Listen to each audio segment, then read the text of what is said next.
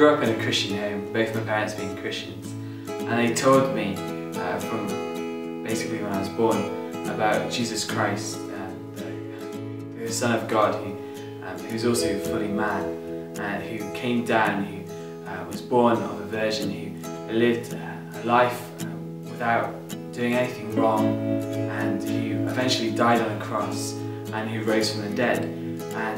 But I didn't truly understand this. I just didn't understand this. So growing up, I had different thoughts of who Jesus was, or who God was, and I thought kind of God was this kind of distant God, God who didn't really interact with the world, a God who had created the world but had kind of left it on its own.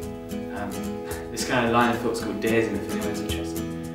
But I kind of thought it was like Frankenstein, where Frankenstein had created a monster and then Frankenstein just walked off. So that was what I believe that God was. So when I was 15, I went on a Christian camp where they do various talks and Bible studies, and I didn't realise why I was going, to be honest. I thought it would be just a whole load of fun, but I was thinking, I don't really want to listen to all this Christian stuff.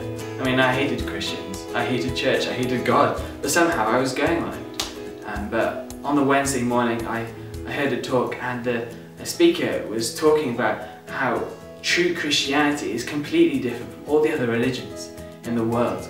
All the other religions, it's about you doing something. Whether it's trying to get to heaven or get a better reincarnation stage, it's always about you doing something. But true Christianity is all about Jesus. Jesus coming down. Jesus dying on a cross. Jesus stretching out his arm saying, I want to forgive you. Put your trust in me. And I realised that I'd done things wrong. I realised that before God, I was an enemy of God. I disobeyed him. And I realised that also at the same time that there was nothing I could do to get back into a relationship with him from and in of myself. I couldn't walk, X number of, late old grannies across the streets. There was nothing I could get back into a relationship with God in and of myself. But God was offering me forgiveness. All the things I'd done wrong against him, he was offering me to trust in him, trust in what Jesus had done. And so I prayed to God. I said, Father, God, please forgive me.